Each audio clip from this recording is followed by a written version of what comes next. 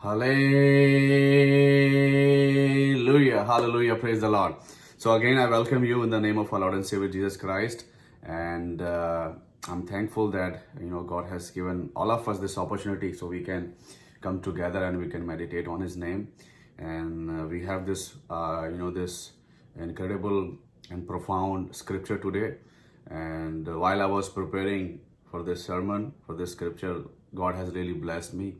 And so much I have received from this word, and this word is really encouraging. As I was sharing that this word has so much that we can grasp and that we can take with us and we can implement in our lives and we can apply in our lives. So as my daughter, she just read the verse that we have to cast our cares and our anxieties to Him because He care about us. And sometimes those anxieties they grow so big. Sometimes it's very hard to take courageous decisions in our lives because those anxieties kind of like a barrier, or I would say a chain that we are chained with. But if we have the faith like a mustard seed, we can overcome those barriers. Amen. And we have seen people have overcame of their phobias and barriers and inferiority complexes, insecurities. Everything can be overcome if one have faith like a mustard seed in Jesus Christ. Amen. So आज का जो विषय हमारा है बहुत ही interesting है, और जो हमने पैसेज पढ़ा है और आपने जान लिया होगा कि वाकई में इस पैसेज के अंदर बहुत ही इंटरेस्टिंग एक सीख है हम सभी के लिए। आत्मिक सीख तो है ही, साथ में एक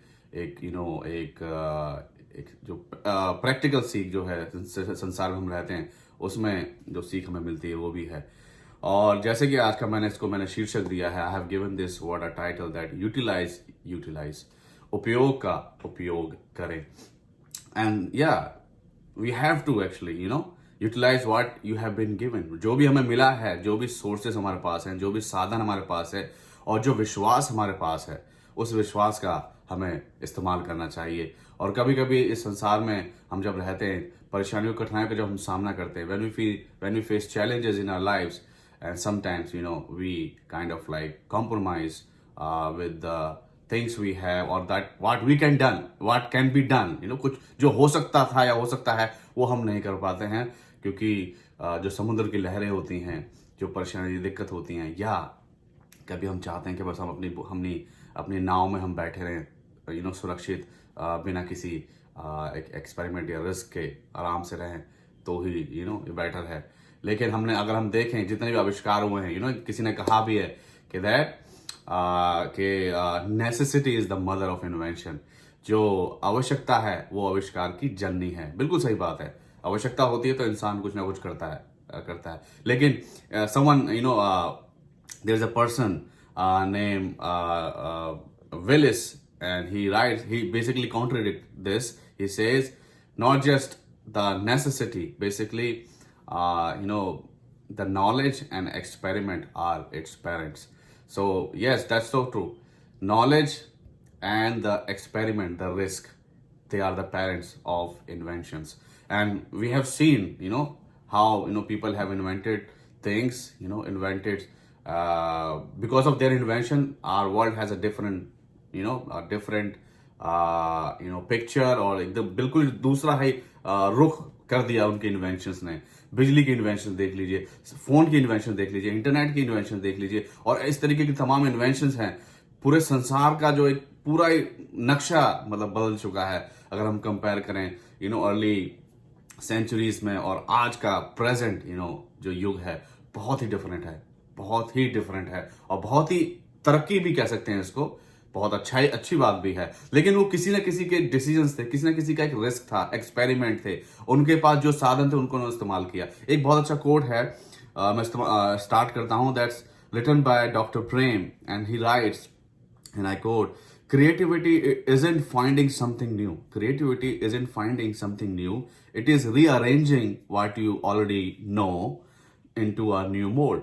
मतलब क्रिएटिविटी केवल इसी में नहीं है कि आपने कुछ नया ढूंढा और वो है, लेकिन कभी कभी क्या है कि जो आपके पास मौजूद है, अगर आप उसको रीअरेंज करके कैसे करके उसको भी आप इस्तेमाल करें, तो वो बात होती है। मैं रेस्टोरेंट की लाइन में हूँ, बिजनेस में हूँ, और हमारे पास जो सामान होता है वो खराब नहीं होता है। समटाइम्स हम क्या करते हैं, उसको नेक्स्ट डे भी हम उसमें जैसे तड़का मार दिया, या जो हमारे पास मौजूद है और वो सही है, हम उसमें तड़का मार के या उसमें कुछ और ऐड करके हम उसको इस्तेमाल करते हैं। और इसी तरीके से और बहुत सी चीज़ें हम करते हैं। मुझे आज भी याद है, आई स्टिल रिमेंबर, जब मैं छोटा था, जब मैं छोटा बच्चा था, तो I used to we used to go to our village to see our grandparents. और हम वहाँ करते थे रात में, हम शाम जो डिनर होता था हमारा, डिनर में हम हमारे दादी, हमारी बुआ, हमारी माँ रोटियां बनाती थी हमारे लिए, और हम उनसे बोलते थे कि रोटियां थोड़ी ज़्यादा बनाना, और क्योंकि हमारा ब्रेकफास्ट था तो हम रोटियां बनाते थे, प्लस जो रोटियां बच जाती थी हमारी सुबह अगले दिन के लिए, तो व्हाट वी डू, वी उन रोटियों को हम क्या करते थे, उनको हम चूल्हा होता था हमारे पास, हम चूल्हे में उन रोटियों को कड़क करते थे, मतलब उनको सेकते थे थोड़ा ताकि क्रिस्पी हो जाए। उसके बाद हम चाय पीते थे सुबह, और चाय के साथ हमारा स्नैक था।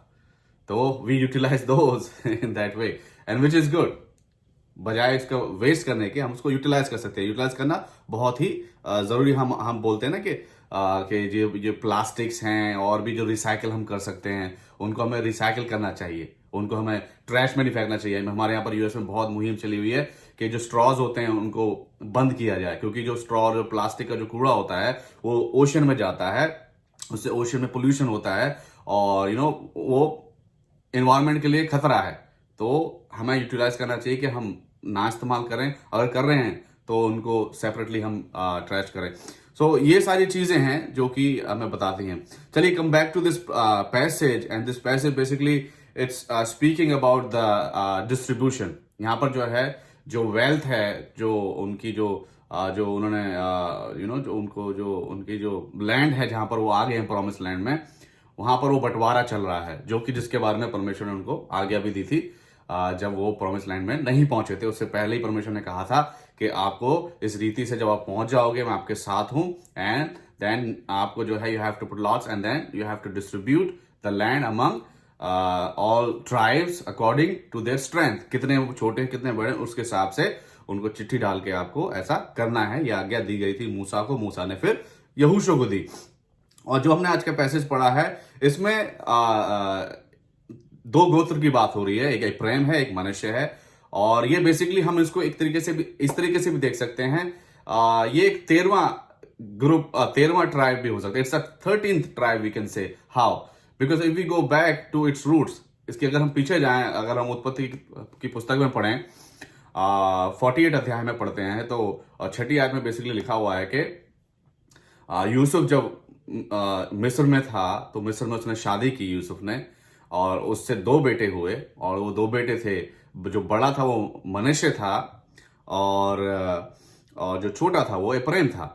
और वो जब वो छोटे थे, उनको अपने पिता से मिलाने लेके आया, क्योंकि उस समय याकूब भी जो है, Jacob, he was also present in Egypt, and he was pretty old. वो काफी बुजुर्ग थे, और तो इसलिए उनको आशीर्वाद दिलाने के लिए, मिलाने के लिए अपने उनके पोते से ले, वो इसलिए यूसुफ याकूब बोलता भी कि मैंने तो उम्मीद छोड़ दी थी कि मैं तुझे जीवित देख पाऊंगा, लेकिन मेरे खुदा ने मुझे इतना आशीष दी कि मैं तेरे बच्चों को भी देख पा रहा हूं। तो वो वहां पर फिर उनसे, यूसुफ से बोलता है कि जो तेरे बच्चे दोनों, ये इनको जब हिस्सा मिलेगा, बंटवारा होगा, तो ये तेरे भाइयों के साथ गिने जाएंगे, मैं इनको गोद ले रहा हूं। सो वो basically he adopted his grandchildren as his children, मतलब अपने बेटों के तौर में उनको अडॉप्ट कर लिया। और ये जो है 2 लोग जो हैं, ये जो 2 ट्राइब थे, एक तरीके से वो 12, क्योंकि हम जानते हैं कि 12 ही बेटे थे, जो याकूब के केवल 12 बेटे थे, लेकिन ये 2 को और उन्होंने ऐड करके ये 13वां एक ट्राइब हुआ। और इस रीति से जो है यहाँ पर उसकी बुनियाद है। और प्लस हम जानते हैं किस रीति से बड़े को आशीर्वाद कम मिला, छोटे को ज्यादा मिला, जब हाथ उन्होंने क्रॉस किए। अगर हम पूरा अध्याय पढ़े 48, उसमें पता चलता है किस रीति से याकूब ने फिर वही किया जो उसने बचपन में किया था, कि अपने बड़े भाई का अधिकार लेके खुद रख लिया। और इसी रीति से अपने अधिकार भी, इसने जब आशीर्वाद भी दिया, उसने हाथ क्रॉस कर लिया, क्योंकि सीधा हाथ जो होता है, that means a double portion of the blessing that he gave to Joseph's youngest son Ephraim. So that's about that. That's the root. And now these people are here, and they are complaining. Or you know what? They made it because we know how God has promised with Abraham. Abraham से परमेश्वर ने वाचा बांधी थी, परमेश्वर ने उसके साथ उससे प्रॉमिस किया था। अगर हम उत्पत्ति उसका 12 अध्याय अगर उसकी पहली आयत में पढ़ते हैं तो अब्राहम से परमेश्वर ने वादा किया कि मैं तुझे एक ऐसा देश में लेके जाऊंगा, तेरे वंशज को ऐसा देश दूंगा जो कि उत्तम देश होगा। ये वादा परमेश्वर ने अब्राहम, उस टाइम तो अब्राहम नाम था, से किया था। और अब हम देखते हैं इस अध्याय में कि वो वाकई में पूरा हुआ, लेकिन इसको पूरा होते होते काफी साल बीत गए, काफी जनरेशन चली गई। There are so many generation went by to see to complete this promise, to have it completed in their lives. So और तकरीबन मैं जब आकलन कर रहा था तो तकरीबन 700 साल बीत गए जब उत्पत्ति 12 अध्याय से और ये जो आज का अध्याय हम पढ़ रहे हैं इस तक आने में 700 साल बीत गए। और हम याद करें अगर यीशु मसीह की जो बारे में यशायाह नबी ने जब भविष्यवाणी की थी, अगर हम यशायाह नबी उसका 9 अध्याय में पढ़ते हैं 6ठी आयत में, बेसिकली उसमें जब शांति का राजकुमार के बारे में कहा गया है, प्रिंस ऑफ पीस।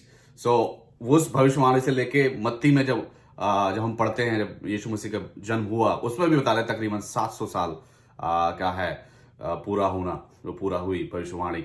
सो ये यहाँ पर ऐसे कनेक्ट करता है और केवल ये जो इस जगह पर आ गए हैं यहाँ पर, they made it to this promised land, but it was not easy.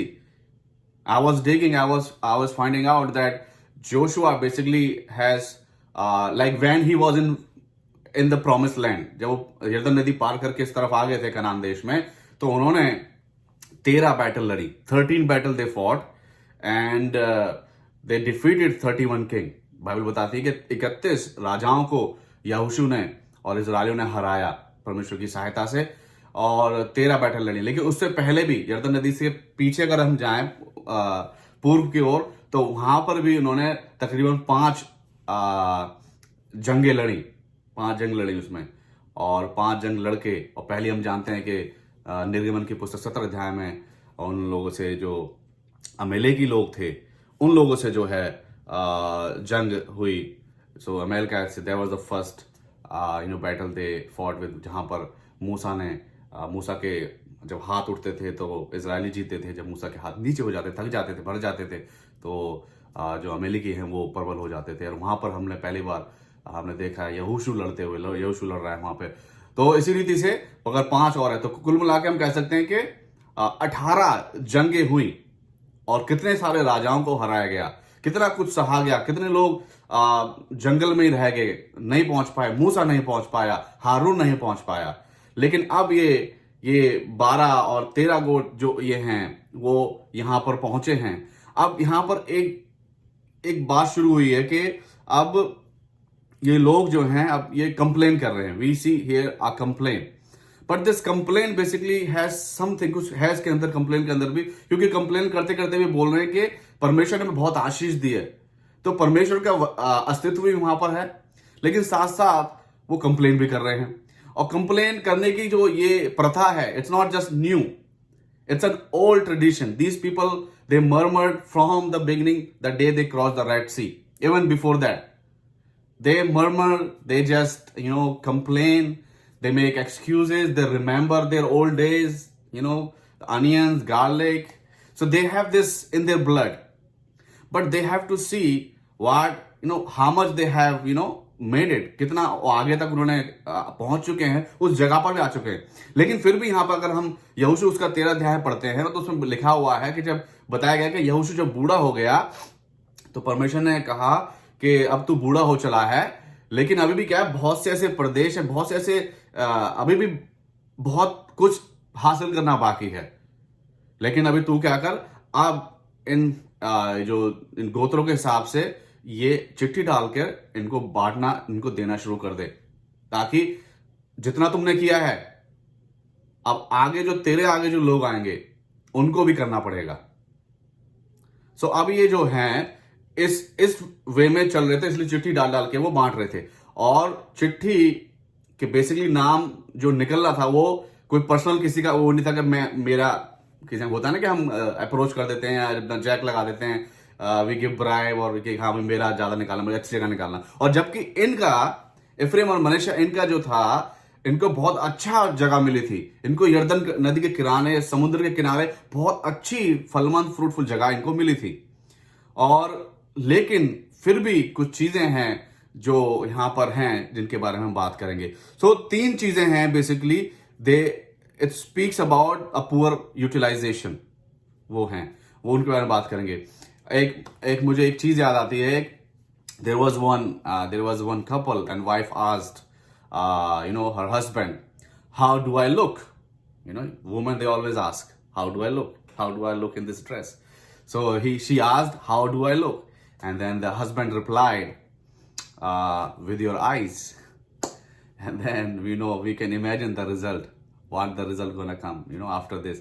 Okay, because he was kind of right, but he was not able to utilize fully what he's supposed to say. He's supposed to praise her and say, yes, you're looking awesome, fabulous, but he said you look with the eyes. That has a logic, but sometimes logic doesn't work, right? Logic जो हमेशा काम नहीं करता है, कभी कभी आपको you have to utilize what context क्या है। चलिए एनीवे, सो यहां पर हम देखते हैं 3 कारण हैं जो कि वो कंप्लेन कर रहे हैं, और 3 कारण क्या हो सकते हैं कि उनका पुअर यूटिलाइजेशन एक जो है एक चरित्र सामने आता है इन ट्राइब का, इन 2 घरानों का। सो पहला जो रीजन है वो है आपका डिसओबीडियंस, और जो कि हमें यहोशू उसका 17 अध्याय उसकी 13वीं आयत में मिलता है। कैसे? तो भी जब इजरायली सामर्थी हो गए तब कनानियों से बेगारी तो कराने लगे, परंतु उनको पूरी रीति से निकाल बाहर ना किया। अब ये यहां पर बताया गया है कि इजरायली सामर्थी हो गए, बेसिकली इन्हीं ट्राइब के बारे में बात चल रही है, और ये सामर्थी हो गए, लेकिन फिर भी क्या है, इन्होंने उन जो कनानी थे जो उनके मध्य रह रहे थे उनको पूर्ण रूप से बाहर नहीं किया, जबकि इनके वश में था। क्योंकि जो ऑथर है he write that they were able but they don't want. Why? Reason is they want labourer, उनको जो है फोर्स लेबर जो होते हैं, they want them to keep them अपने फायदे के लिए, और ये गलत था। क्यों? अगर इसके बारे में हम पढ़ते हैं आपका गिनती की पुस्तक 33 अध्याय उसका 55 और 56 आयत में साफ साफ परमेश्वर ने लिखा हुआ है। क्या लिखा हुआ है?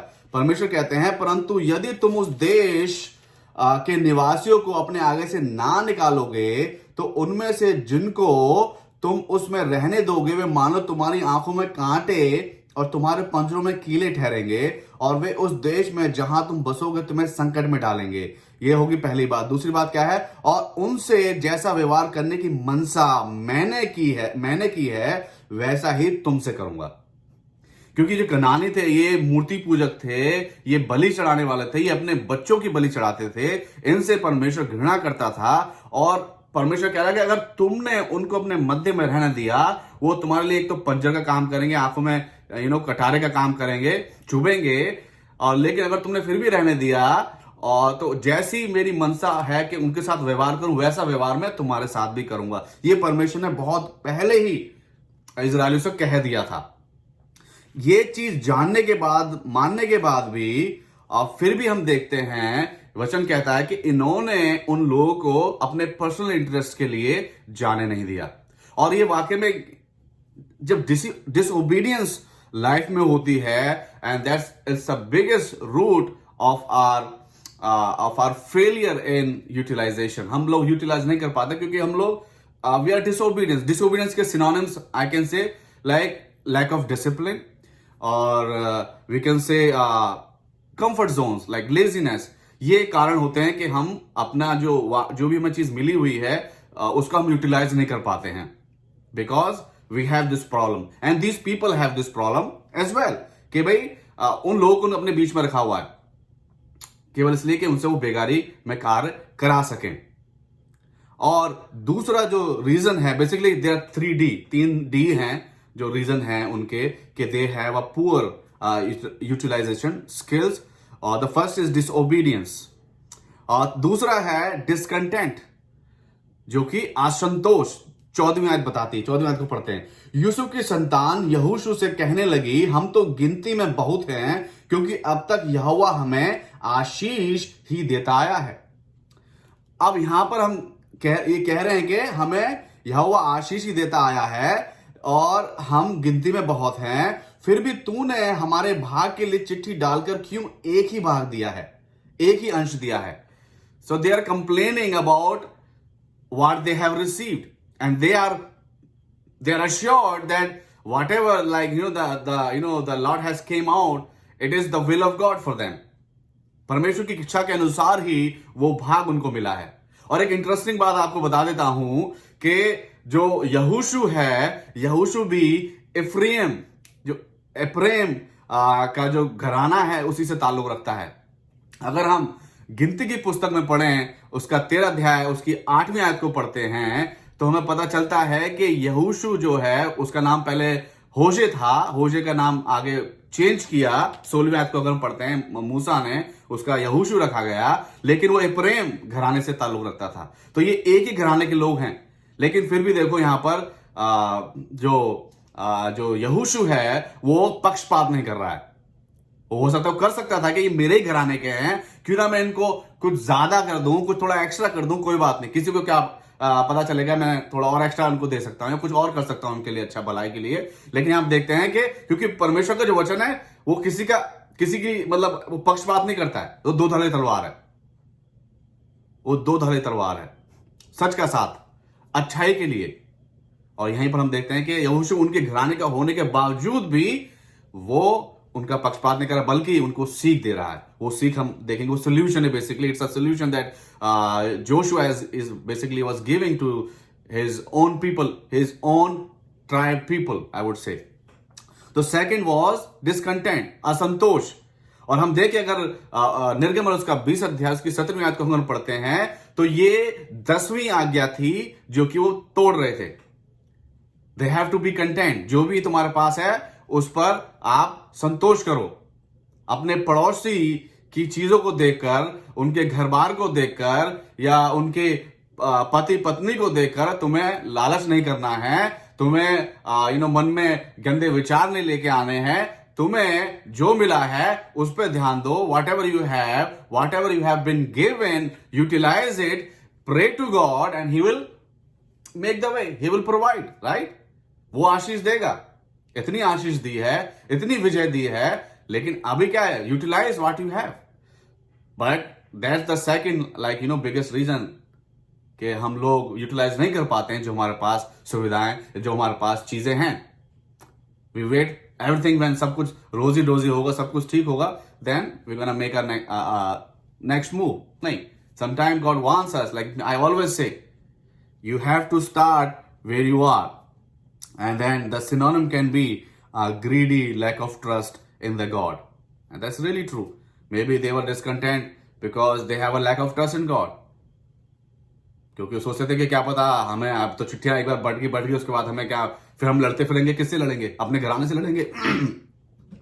तो ये सोच के उन्होंने परमेश्वर पर भरोसा ना करके अपना ही उन्होंने किया। So that's the second reason. The third reason, discontent की एक बहुत अच्छी आयत भी है, और मैं लूका 15 में पाई जाती है, वो पढ़ देता हूं आपके सामने। लूका उसका 12 अध्याय उसकी 15वीं आयत लिखा हुआ है, and he said to them, take care and be on your guard against all covetousness, for one's life does not consist in the abundance of his possessions. Hindi में लिखा हुआ है, और उसने उनसे कहा, चौकस रहो और हर प्रकार के लोभ से अपने आप को बचाए रखो, क्योंकि किसी का जीवन उसकी संपत्ति की बहुतायत से नहीं होता है। सो ये बात उन्होंने नहीं समझी। क्यों? क्योंकि उनके अंदर ग्रीड थी कि नहीं, हमें ज्यादा चाहिए। So that's the second reason. Third reason, the third D basically it's diminished mentality. जैसा कि हम जब मैं कालेब के बारे में पढ़ रहे थे, तो कालेब को जो है, जो ग्रास होपर मेंटालिटी है, क्योंकि जब वो गए थे कनान देश में, जब उन्होंने देखा कि वो लोग बहुत बड़े हैं और उनके सामने हम टिड्डों के समान, तो उन्होंने अपने आप को टिड्डा समझ लिया, अपने आप को टिड्डे वाली सोच अपने लिए रखी। तो they have the same mentality. Why?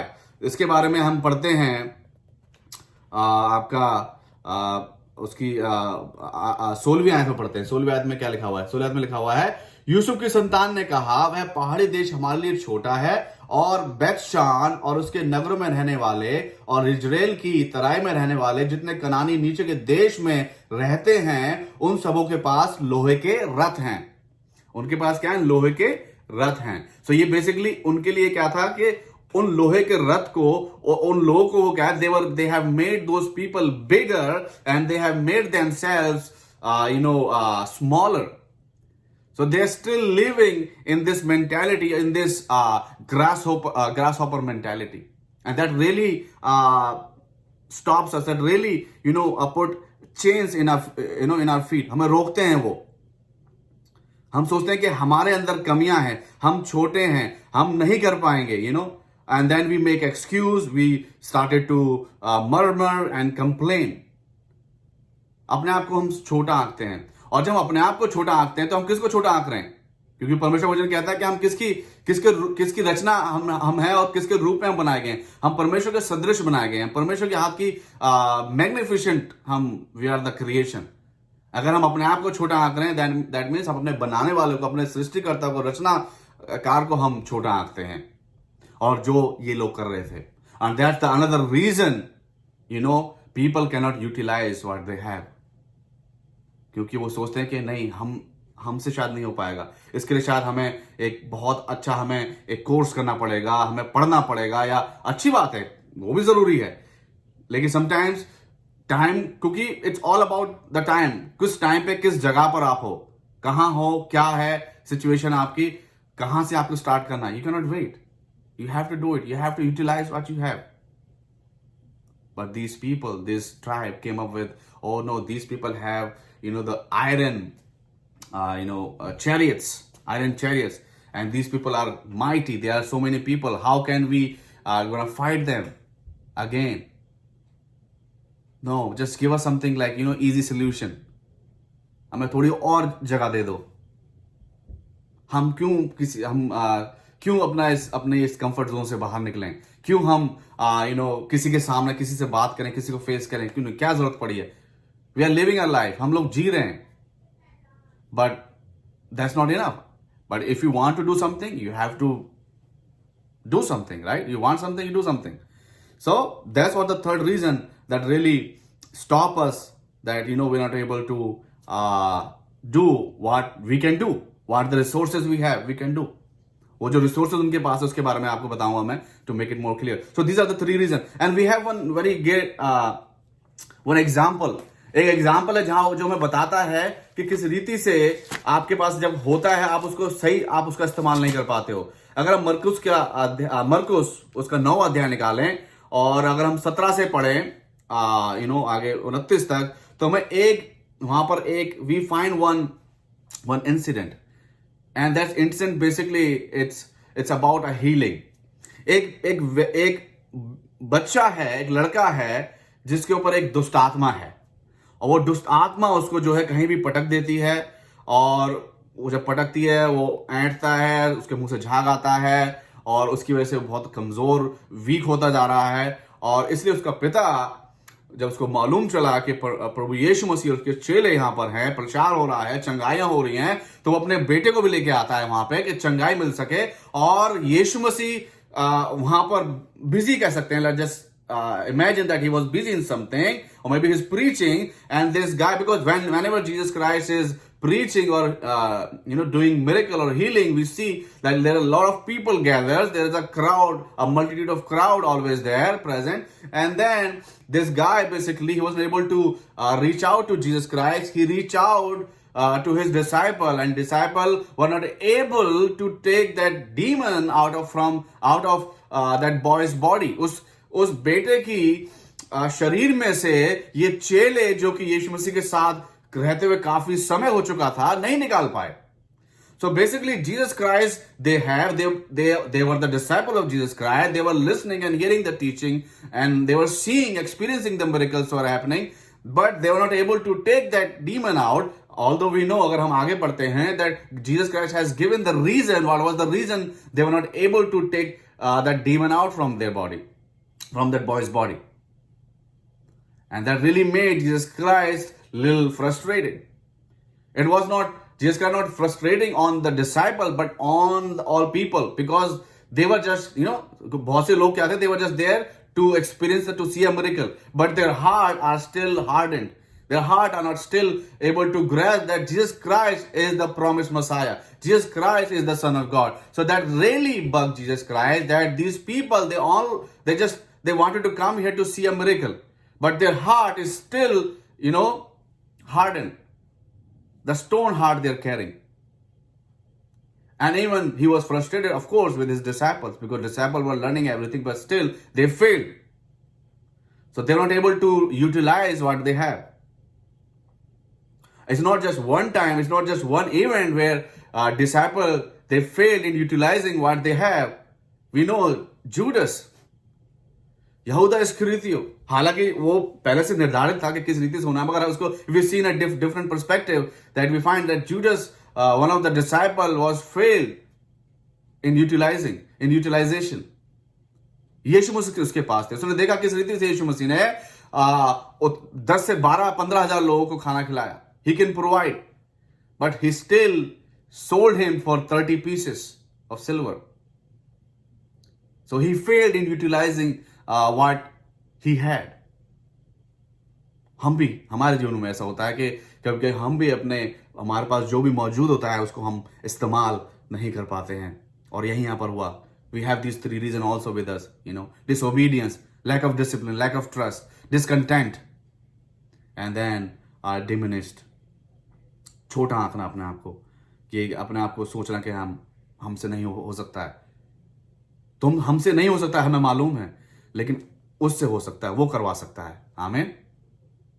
जब वो एक तोतले से इतना बड़ा कार्य करा सकता है, इतने बुजुर्ग आदमी से इतना बड़ा कार्य करा सकता है, 300 लोगों की आर्मी से इतने हजारों हजार लोगों को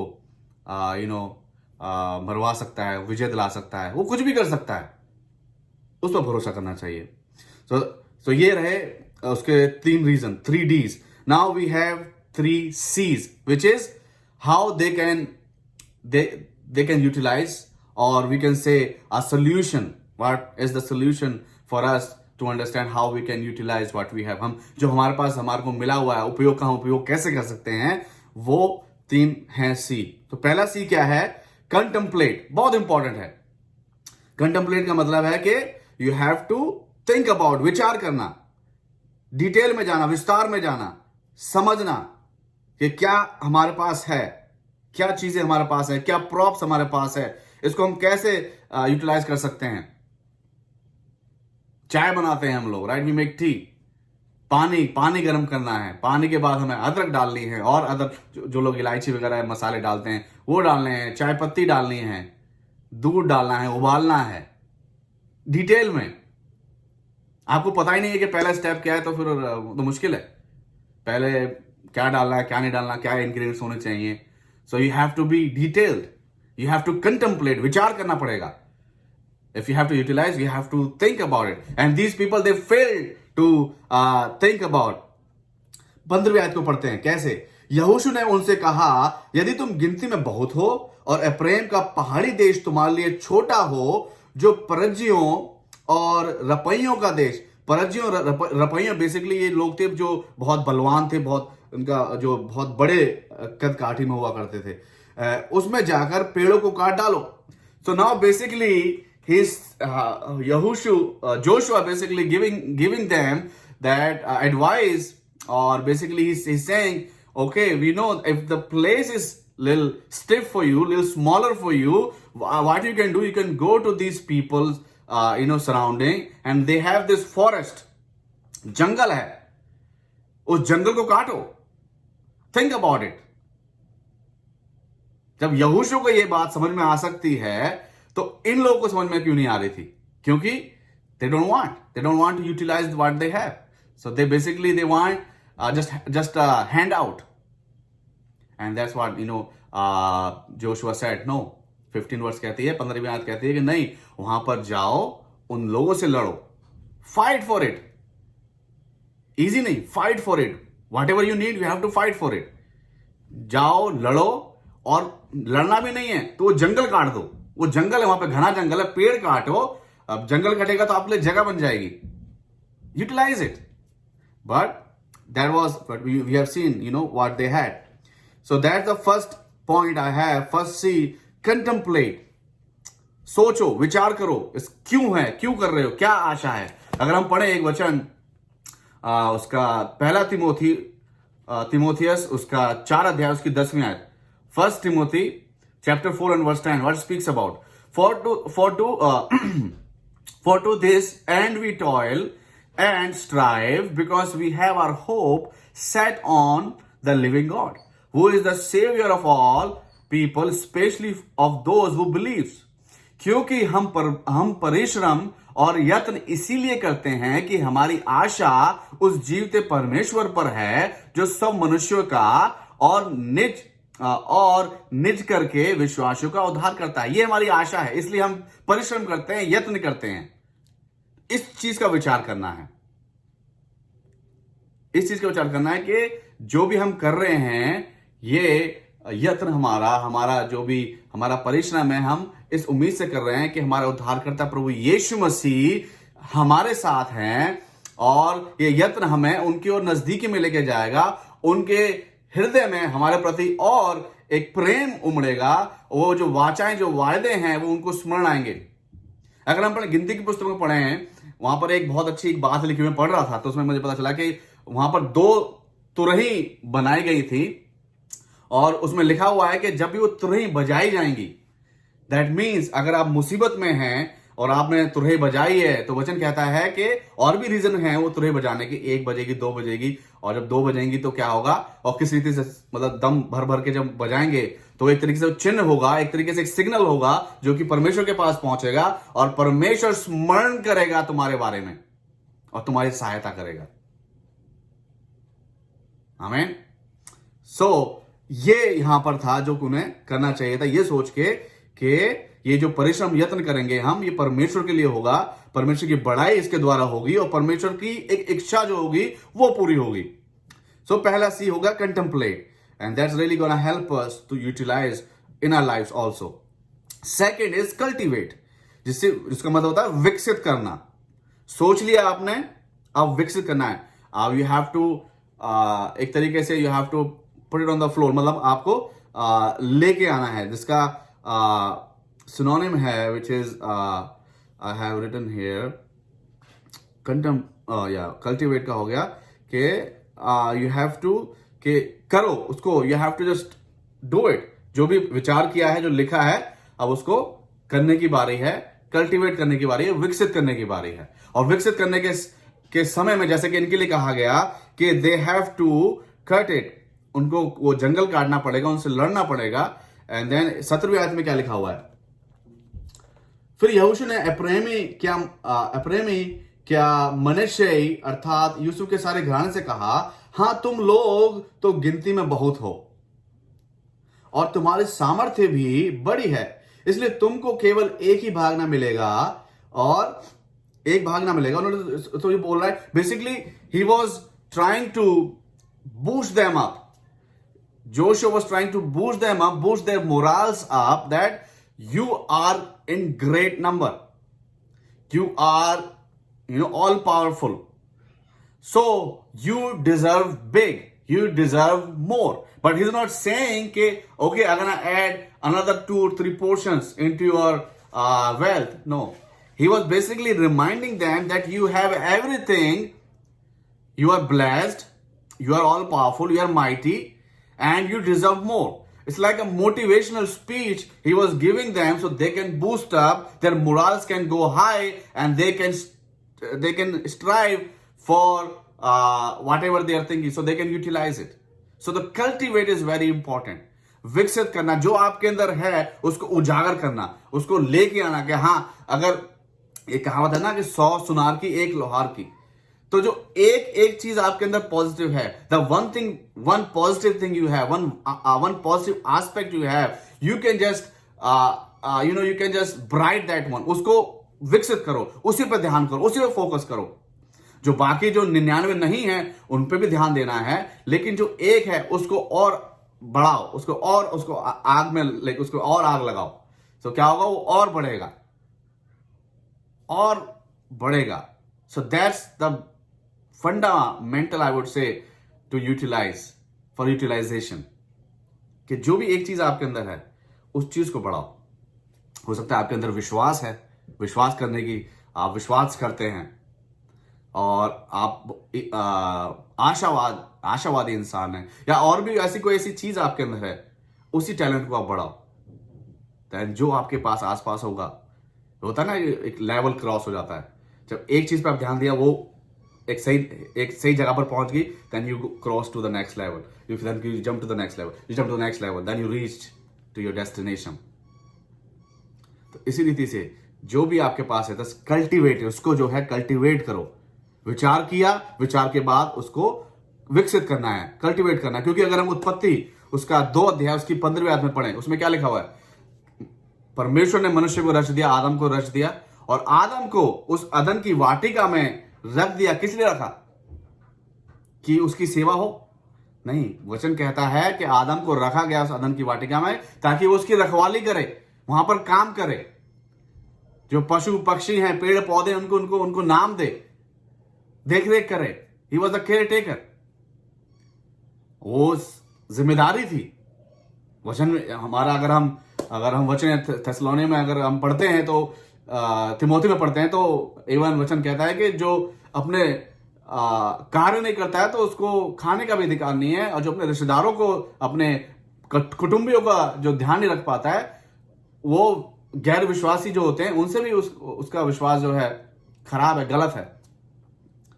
सो इसलिए कल्टीवेट करना है। एक जो भी एक खास चीज है उस पर ध्यान देना है, फिगर आउट करना है। And then the third C is cast off. Cast off मतलब कि फेंक देना। एक तरीके से जस्ट आपने जो भी सोचा, विकसित किया, उसके बाद क्या, it's time for the experiment, है ना। आपने सारे इंग्रेडिएंट्स चाय के आपके पास हैं, अब टाइम आया है कि वो पतीली लेके गैस पर रखी जाए। Try to put words, thinking into action. Cast off करना है। इसके लिए उन्होंने लिखा हुआ है 18वीं वर्ष में क्या लिखते हैं? पहाड़ी देश भी तुम्हारा हो जाएगा, क्योंकि वह जंगल तो है परंतु उसके पेड़ काट डालो, तब उसके पास का देश भी तुम्हारा हो जाएगा। क्योंकि चाहे कनानी सामर्थी हो और उनके पास लोहे के रथ भी हो, तो भी उन्हें वहां से तुम उन्हें वहां से निकाल सकोगे। तो यहां पर यहोशू कह रहा है इन लोगों से कि माना कि तुम लोग गिनती में भी ज्यादा हो, तुम सामर्थी हो, अब क्या करना है? Cast off. इट्स टाइम कि then you have to throw your net into the water and have faith that something gonna come out. क्योंकि हम देखते हैं कि जब सिमोन पतरस, जब ये लोग रात भर इन्होंने मछलियां ढूंढी, नहीं मिली, सुबह प्रभु यीशु मसीह उनकी नाव पे बैठते हैं, चढ़ते हैं, प्रचार करते हैं, और उसके बाद कहते हैं कि चलो। वो चलते हैं, कहते हैं अब गहरे में जाल डालो, just cast off your net in the deep. और जब वो गहरे में जाल डालते हैं, they take the risk, they are obedient, then हम क्या पढ़ते हैं कि बहुतायत से उनको मछलियां मिलती हैं, उनके जाल फटने लगते हैं, अपने पड़ोसियों को जो नाव पे थे उनको भी चिल्ला के बुलाते हैं और उनसे सहायता मांगते हैं। ब्लेसिंग्स इन अबंडेंस, आमेन। तो यही होता है कि जब आपने विचार किया, विकसित किया, देन आपने कास्ट अपना डाल दिया, जाल डाल दिया, एक्सपेरिमेंट किया, रिस्क लिया, अपनी सामर्थ्य को पहचाना, अपना एक जो भी आपके अंदर जो गुण है उसको पहचाना, उस पर काम किया, then now you are ready to utilize what you have been given. यही यहां पर यहोशू बोल रहा है कि उनके पास लोहे के रथ भी हो। तुम जंगल काटो और इसकी चिंता मत करो, उनके पास लोहे के रथ हैं। अगर हम न्यायों की पुस्तक पढ़ें 4 अध्याय में, वहां पर एक राजा है, उसका सेनापति है, सेनापति का नाम सीसरा है, और उसके पास 900 लोहे के रथ हैं। और जो इजरायली हैं वो लोग डर रहे थे क्योंकि वो लोहे के रथ उसके पास हैं। क्योंकि उस जमाने में हम जानते हैं कि जो लड़ाई झगड़ा जब वायर होती थी, वो मिसाइल या गन कुछ नहीं होता था, वो बाय फुट लड़ते थे। जो भी भाले जो इन्होंने अपने बनाए थे हथियार वही हुआ करते थे। कोई एडवांस हथियार नहीं था, लेकिन जब ये लोहे के रथ इंट्रोड्यूस हुए, it was like modern weapon, एक वेपन के तौर पे थे ये, तो लोग डरते थे। तो ये इस सीसरा सेनापति के पास 900 थे, लेकिन जब दबोरा ने बराक को तैयार किया, बराक तो हालांकि डरा हुआ था, नहीं जाना चाहता था, लेकिन देबोरा ने कहा कि नहीं, तेरे साथ परमेश्वर रहेगा। क्या परमेश्वर तो मेरे साथ है, लेकिन मैं चाहता हूं कि देबोरा तू भी मेरे साथ चल, अगर तू मेरे साथ नहीं जाएगी तो मैं आगे नहीं जाऊंगा। देबोरा उसके साथ गए, लेकिन उसने कहा कि तेरे को इससे महिमा तेरे को तेरे नाम को नहीं मिलेगी। तो वो गए, और हम जानते हैं कि अगर हम पढ़ें आगे तो वो जो सीसरा था, जब विजय परमेश्वर ने दिलाई, उनके इन विरोधियों के मन में भय उत्पन्न कर दिया, तो क्या कहते हैं, वो रथ से पैदल भागा सीसरा। 900 रथ थे, लेकिन ऐसा परमेश्वर ने कर दिया, ऐसा चमत्कार परमेश्वर ने कर दिया, ऐसा उलटफेर कर दिया कि वो अपने रथों पर जिस पर भरोसा करता था, वो पैदल पैदल भागा अपनी जान बचाने के लिए। हम देखते हैं कि याएल थी, उसने किस रीति से उसको मारा। सो ये यहां पर बताया जा रहा है कि तुम्हारे पास जो भी है उसको यूटिलाइज करो। जगह तुम्हारे पास है, वो जंगल है, वो जंगल को काट डालो, पेड़ों को वहां से हटा, और वहां पर हमें नेचर के खिलाफ नहीं, उस समय पेड़ ज्यादा हुआ करते थे, लेकिन उनको जगह बनानी थी। एक पॉइंट जो ऑथर ने दिया है, इसलिए दिया है कि हम लोग समझ सके कि हमारे पास सब कुछ रिसोर्सेज होते हैं, मगर उसको we fail to utilize those resources. मेरे साथ भी ऐसा हो सकता है, आपके साथ भी हो सकता है, लेकिन मे भी ये वचन हमें आज आशीष दे रहा है, ये वचन हमारे लिए कुछ खोल रहा है आज हमें, तो हम वी कैन यूटिलाइज इट, हम कर सकेंगे, और ये बहुत जरूरी है। क्योंकि figure out, risk taking, experiment, ये बहुत बहुत ही इंपॉर्टेंट है हम सभी के लिए, हमें करने चाहिए। अगर हम देखें, हमने एक एग्जांपल तो देख लिया डेबोरा और बराक का। There is another example we can find in Matthew chapter 8 and verse 5 to 13। वहां पर क्या हो रहा है, वहां पर एक देयर वाज अ सेंचुरियन, वो सेंचुरियन है जो कि रोमी है, और रोमी लोग उस समय शासन कर रहे थे जब यीशु मसीह वहां पर थे, और जो इजरायली थे ये लोग बहुत ही उनकी नजर में इनका दर्जा नहीं था, एक तरीके से वो स्लेव के रूप में उनको देखते थे, और दुश्मनी का माहौल था। और हम जानते हैं किस रीति से उस सूबेदार का जो विश्वास था वो सराहनीय हुआ प्रभु यीशु मसीह की नजर में, और प्रभु यीशु मसीह ने कहा कि ऐसा विश्वास मैंने आज तक नहीं देखा है। क्यों?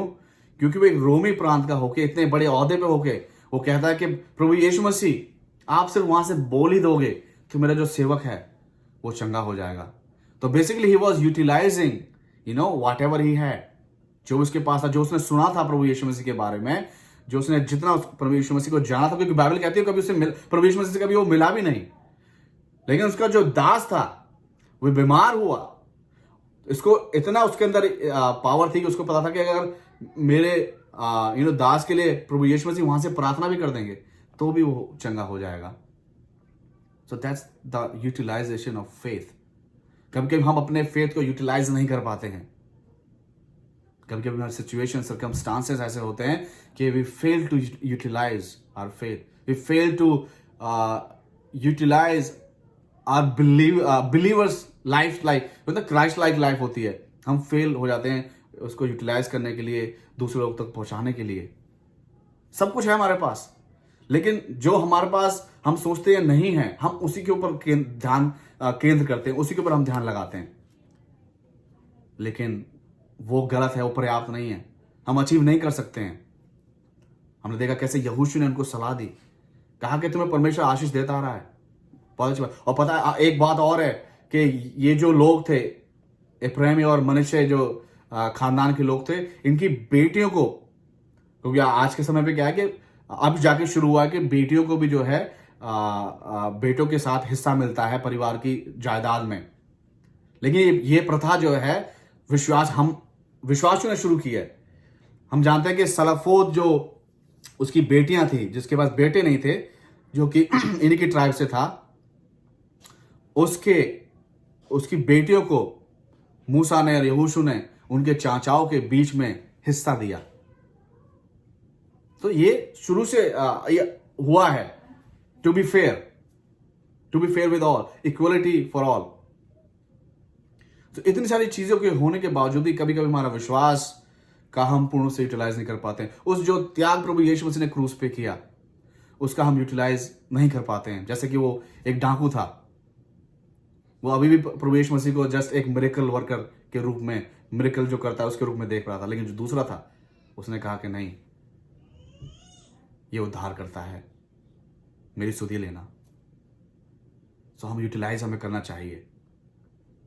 अब ये पेंडेमिक हुआ और बहुत सारी जो चीज़ें हुई, we can think our faith is not working out, और समटाइम वी जस्ट लीव, छोड़ो कुछ नहीं हो रहा, हम जैसे हैं वैसे चलते रहेंगे, जब होना होगा तो अपने आप हो जाएगा। नहीं, जब तक आप कुछ नहीं करोगे कुछ नहीं होगा। You have to do something to get something. Amen. मैं एक आयत पढ़ूंगा और यहीं पर मैं खत्म करूंगा ना, conclude here with the words. It's from Revelation, that's basically the words that really shaken me. इस वर्ष ने मुझे हिला दिया था, क्योंकि मेरे पास भी जो भी मेरे पास था मैं उसको यूटिलाइज नहीं कर पा रहा था। लेकिन जब इस वर्ष को मैंने पढ़ा तो then I started, whatever I have, how I am, I gonna do something about it. It's my responsibility. Chapter 3, and I'm going to read from the latter part of first verse. I know your works. You have the reputation of being alive, but you are dead. Wake up and strengthen what remains and is about to die. For I have not found your works complete in the sight of my God. Remember then what you received and heard. Keep it and repent. If you will not wake up, I will come like a thief, and you will not know at what hour I will come against you. मैं चोर के सदृश, चोर के नाई आऊंगा और तुझे पता ही नहीं चल पाएगा मैं कब आ गया। तो अभी जो कुछ रह गया है, जो ठीक करना है, संभालना, यूटिलाइज करना है, अभी समय है, यूटिलाइज करो। यूटिलाइज उपयोग का उपयोग करो। बाइबल हमारे पास है, हमारे पास चर्च हैं, प्रचारक हैं, सब चीज हमारे पास है, सारी सुविधाएं हमारे पास हैं। कभी कभी हम वो जंगल, कभी कभी हमारे जो डाउट्स हैं उन्हें हमें काटना पड़ता है। जैसे कि मैंने 6 पॉइंट आपके सामने रखे। पहले हमने स्टार्ट किया डी से, बाद में हम सी पे आए। हम जैसे जानते हैं कि सी पहले आता है डी से, वो सही बात है। अगर हम जो सी वाला जो चीज हमें करनी चाहिए अगर हम कर लेंगे तो डी की नौबत ही नहीं आएगी। आमेन। अगर हम सी वाले सारे कर लेंगे, contemplate, cultivate and cast off, अगर हम पहले ही कर लेंगे तो हम डी तक की नौबत ही नहीं आएगी। सो मेरे प्रियो, जानना है हमें कि क्या हम यूटिलाइज नहीं कर पा रहे जो हमारे जीवन में हम यूटिलाइज करना चाहिए। सोचें। I hope this word has really given you something to think about. Let's just pray. परमेश्वर, हम आपको धन्यवाद करते हैं मुझे सुंदर वचन का जो आपने आज बांटा। प्रभु जी, जबान शायद मेरी हो सकती है, शब्द शायद आवाज़ मेरी हो सकती है, लेकिन शब्द प्रभु आपके थे। प्रभु जी, आपकी पवित्र आत्मा बोल रही थी और मेरी उम्मीद है कि इस वचन ने किसी न किसी के जीवन में आज आशीष का कारण काम किया है, कारण बना है प्रभु जी। और हो सकता है प्रभु जी किसी के जीवन में एक रिपेंटेंस का भी कारण बना है प्रभु जी, आपकी नज़दीकी का कारण बना है, आपके विश्वास की मजबूती का कारण बना है प्रभु जी, और एक सेल्फ चेक और सेल्फ रियलाइजेशन का भी कार्य है, कारण बना है कि हम जाने पहचाने कि क्या हमारे काम आपके नज़र में इनकम्प्लीट हैं, क्या हम वो जो जिम्मेदारी है, जो हमें यूटिलाइजेशन हमें दिया गया है, हम नहीं कर पा रहे हैं पूर्ण रूप से। तो मेरे मालिक, हम उसका रियलाइज करें, क्योंकि आपका वचन कहता है कि आप चोर के न्याय आएंगे। जब हम तैयार, हमें पता ही नहीं होगा, आप उस घड़ी आ जाएंगे और न्याय हमें फेस करना होगा प्रभु। और प्रभु जी, हमें कुछ ऐसा करना है कि उस दिन प्रभु जी हम आपको फेस कर सकें प्रभु। तो मैं सभी भाई बहनों के लिए प्रार्थना करता हूँ उस समय सभी के आप साथ हो, उनकी मदद करें और उनको आप साहस से भर दें प्रभु जी, करेजियस कर दें प्रभु, कि वो अपना विश्वास को यूटिलाइज कर सकें दूसरे लोगों तक पहुँचाने के लिए, और जो रिसोर्सेस हैं उसका इस्तेमाल कर सकें दूसरों की सहायता के लिए प्रभु जी। और कभी हम प्रभु जी, हम दूसरों की तरफ देखते हैं, कभी हमारे पास बहुत कुछ होता है लेकिन हम दूसरों की तरफ देखते हैं प्रभु जी, तो हम ये भी रियलाइज कर सके कि हमारे पास सब कुछ पर्याप्त है और हम कल्टीवेट करें प्रभु जी और कास्ट ऑफ करें। हम धन्यवाद करते हैं इस वचन के लिए आपने हमारे बीच में बांटा, और मेरी उम्मीद है 30 गुना, 60 गुना, 100 गुना फल लाने वाला हो पा रहा है प्रभु जी। हम धन्यवाद करते हैं सारी बातों के लिए। और जितने लोग परेशान हैं, दिक्कत में, उनके लिए भी प्रार्थना करता हूँ, उनकी मदद करें, आप समाने छू के चंगाई दे दया करें प्रभु जी, आप सहायता करें प्रभु जी। और प्रभु जी जिन लोगों ने अपने समय का बलिदान किया है प्रभु जी आपके लिए, उनको आप बहुत ऐसे आशीष दें, उनकी मनोकामनाओं को पूरा करें। धन्यवाद के साथ सब कुछ मांग लेते हैं उद्धारकर्ता प्रभु यीशु मसीह के पवित्र मीठे नाम में होकर, आमीन। Our Father, who art in heaven, hallowed be thy name. Thy kingdom come, thy will be done on earth as it is in heaven. Give us this day our daily bread, and forgive us our trespasses as we forgive those who trespass against us. And lead us not into temptation, but deliver us from the evil. For thine is the kingdom, and the power, and the glory, forever and ever. Amen. Now, may God bless you and keep you, and make his face to be shine upon you and be gracious to you, and give you your heart's deepest desire, and give you peace. In the name of the Father, in the name of the Son, in the name of the Holy Spirit. And all God's people say, Amen. Amen. All right, thank you guys so much again for being here. आपने समय का बलिदान करने के लिए आपको बहुत बहुत अब मुबारक हो, आशीष आपको मिलेगी इसके लिए। परमेश्वर देख रहा है कि आप यहाँ पर मौजूद थे। तो एक बार फिर आपका धन्यवाद, और आप एक अपना ध्यान रखिए, और अगेन यूटिलाइज जो आपके पास है उपयोग का उपयोग करें। जय मसीह की।